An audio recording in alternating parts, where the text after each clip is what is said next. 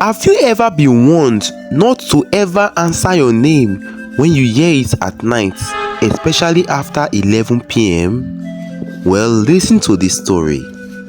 In the first part of Adaeze and Ifeanyi's story, their family visited their hometown Umudike for holidays. They learned of an old curse. If you hear your name called at night past 11 p.m., never answer.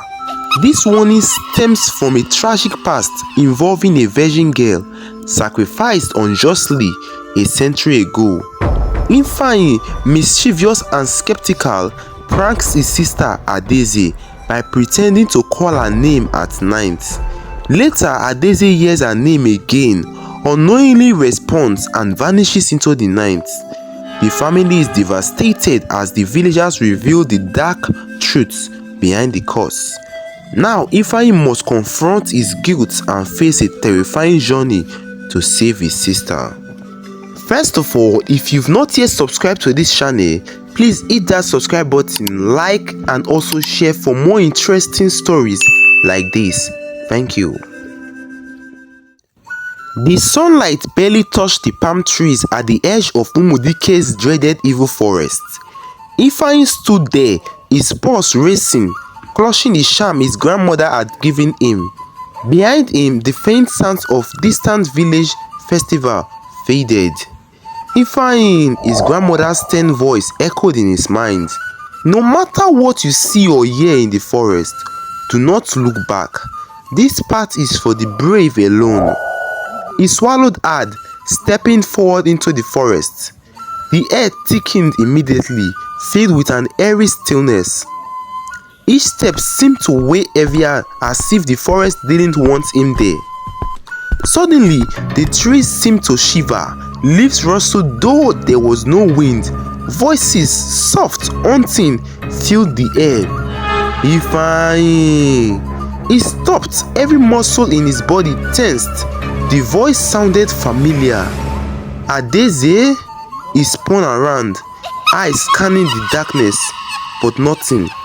Then from behind him, louder, Ifeanyi, help me. His heart pounded. Stop playing games, Adaeze, he shouted into the void. Deep down, he knew it wasn't really Adaeze. Suddenly, faces appeared in the back of the trees, whispering, "Save yourself, turn back." He squeezed his eyes shut, gripping the charm around his neck. No, I won't listen. The faces on the trees melted away and the path cleared. As he pressed on, the air grew colder, the forest darker. A chilling realization dawned on him. This was only the beginning. The path ended at a wide black river. The water was unnaturally still, like ink. A small creaky boat waited at the edge. Without hesitation, he stepped into it, the boat gliding forward. Midway, the boat stopped. Shapes formed beneath the surface, shadowy figures, their faces twisted in pain. One figure rose higher than the rest. It was a spirit looking like Adaeze. Her eyes filled with silent agony, but he knew this wasn't her. As the chief priest had warned him to be careful of spirits faking people's face. Will you save me or save yourself, Ifeanyi? Her voice was soft, but each word hit him like a stone. Ifeanyi hesitated, his heart raced. I will save you. The river roared in response. The boat rocked violently, but didn't capsize. The spirit's face softened and the boat moved again. He reached the shore, drenched but alive. He whispered to himself, I can do this for Adaeze. He finally reached a clearing in the forest. In its center stood an ancient vine-covered grave. The air crackled with energy. The spirit appeared. Her hair now a mass of writhing snake. Ifeanyi, she said, her voice soft yet commanding. One task remains. One of you must stay here forever, so you must choose. He froze, eyes wide. What? What do you mean? A life must be given to cleanse the village, yours or your sister's. A shadow appeared beside Ifeanyi. It was Daisy. Confusion filled her eyes. Ifeanyi, what's happening? He couldn't look at her. His mind raced and he said in his heart, I can't stay here. I can't stay here. I didn't sign up for this. However, he said out loud, I'll stay, he said while his voice shaking. Adaise's eyes widened. No, I wouldn't let you. You've done enough. No, I've made my choice, Ifeanyi snapped, his voice tinged with desperation. Adaise stepped forward, her eyes fierce. I'll stay. I won't let you sacrifice yourself.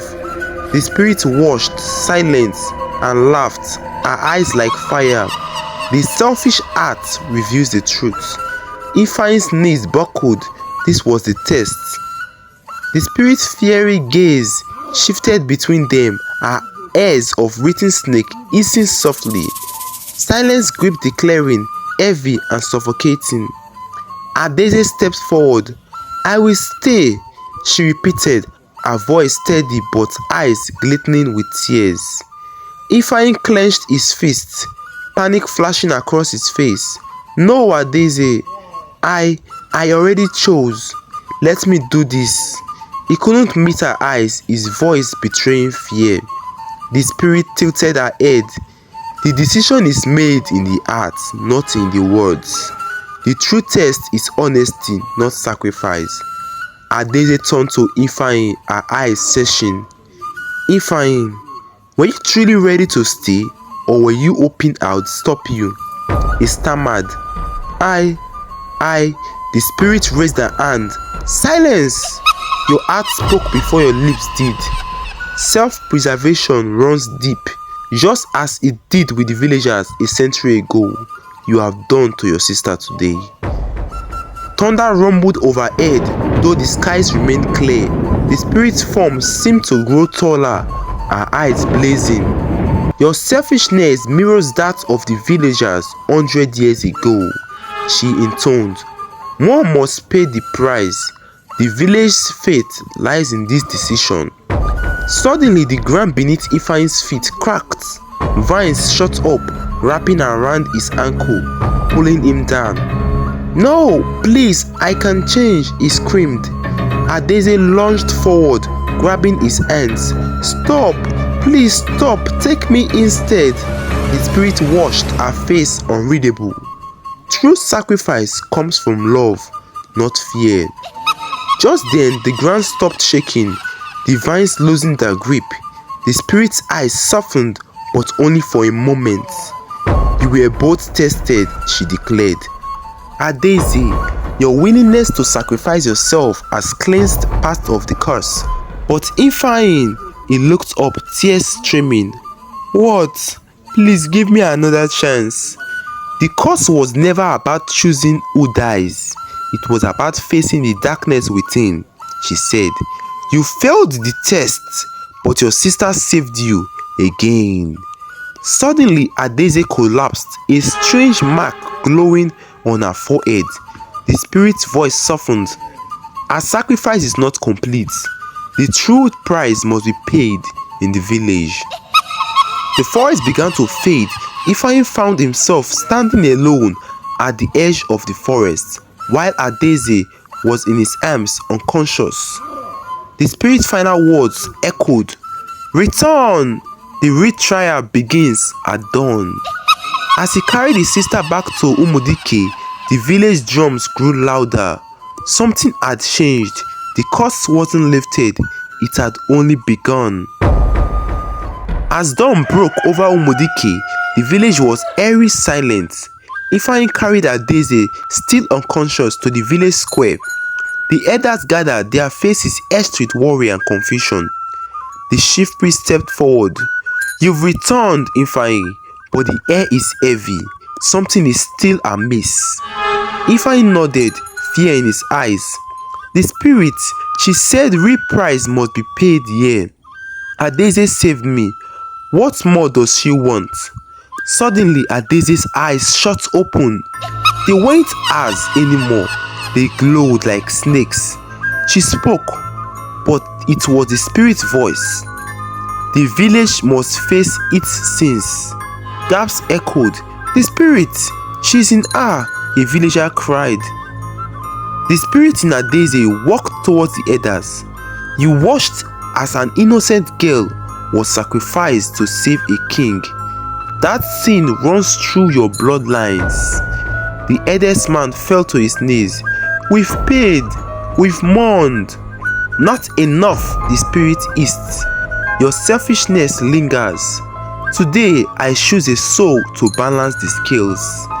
She turned to Ifeanyi. You failed the forest trial. You will be the sacrifice. No, take me, his mother wailed, falling to the ground. Ifeanyi stumbled back.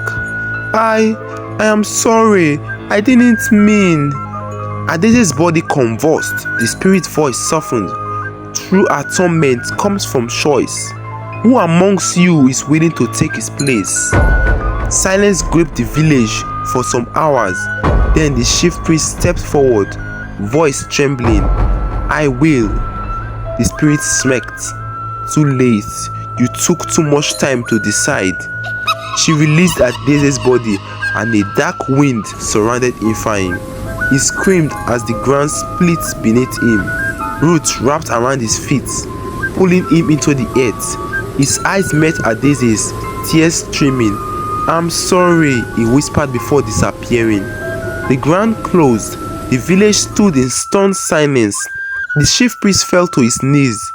The curse, it wasn't just ours, it's ours.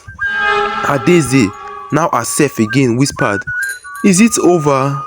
Where is my brother? Where is Ifeanyi? The spirit's voice echoed from the wind.